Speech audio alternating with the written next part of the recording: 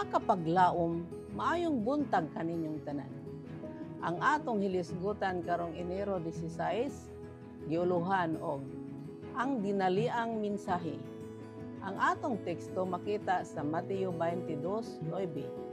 Pusa, pangadto hinuon kamo sa kadalanan, o bisan kinsay inyong ihibalag didto, dapitan ninyo sila sa kumbira. Mga kapaglaom, ang mga Millerites nga tumutuo nagbati sa pagkadinalian sa pagpasidaan sa kalibutan alang sa pag-anhi ni Kristo. Usa ka dakong mga paagi nga ilang gigamit mao ang camp meeting, usa ka relihiyoso nga katiguman nga gihimo sa mga Metodista ug sa uban pa niadtong 1800. Ang unang paningkamot alang sa unang Millerite camp meeting gihimo didto sa Komperensya General sa Boston niadtong Mayo 1842. Niana nga pitsa sa tuig 1843, gihulga sa duol nga katalagman nga daghan pa sa kalibutan ang kinahanglan pasidanan. Si L.C. Collins nagpahayag sa pagtuo sa kadaghanan sa dihang iyang gisulat, ang akong pagtuo lig-on sa pag-anhi ni Kristo sa 43. Wala ko maghimo og kalkulo sa bisan unsang butang, lapas pa ni ana kon dili himaya. Apan sa kamubo na lang sa panahon sa pagpukaw sa nagakatulog ng mga ulay o pagluwas sa mga kalag, kinahanglan kita magbuhat sa gabi ug adlaw. Ang Dios nagaauhag kanato sa paggawas ug madali aron sa pagdala sa katapusang pagdapit ug kinahanglan magbuhat kita nga mainiton, auhagon sila nga mosulod aron mopuno ang iyang puluyan.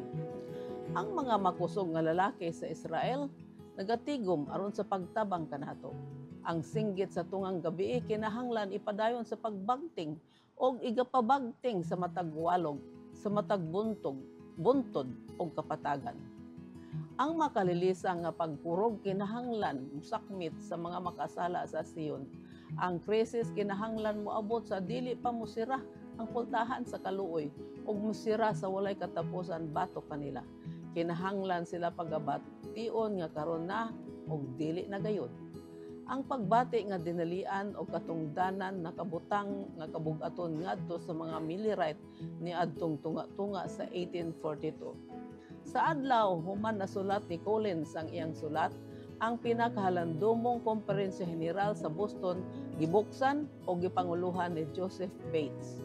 Ang komperensya dili lamang miboto sa paghimo og camp meeting, apan nagtudlo usab og komitiba sa pagdumala niini. Ang nag-una nga tumong niining katiguman maong pagpukaw sa mga makasala o sa pagputli sa mga Kristohanon pinaagi sa pagdala kanila sa singgit sa tungang gabi. Ang uban sa mga Millerites nagbati nga ang pagsulay mismo sa paghimo sa mga katiguman medyo gamay nga pangahas. Kay human sa tanan, ang camp meeting usa na kadakong buluhaton. Unsa pangutana sa uban? Ang kagamay nga pundok sa Adventista naghimo og camp meeting? Ngano, maglisod man gani sila sa paghimo og tigom sa balay? Apan ang pinakatubag sa mga pulong mao nga sila nagsulay bisan pa sa mga gipakita niini. Ug ang Dios naghatag og ganti sa ilang pagtuo. Si Josiah Leach nagbana-bana nga adunay 500 to 600 ang nangakabig ngadto sa Dios sa panahon sa unang duha ka camp meeting sa Adventista. Adunay usa ka leksyon dinhi.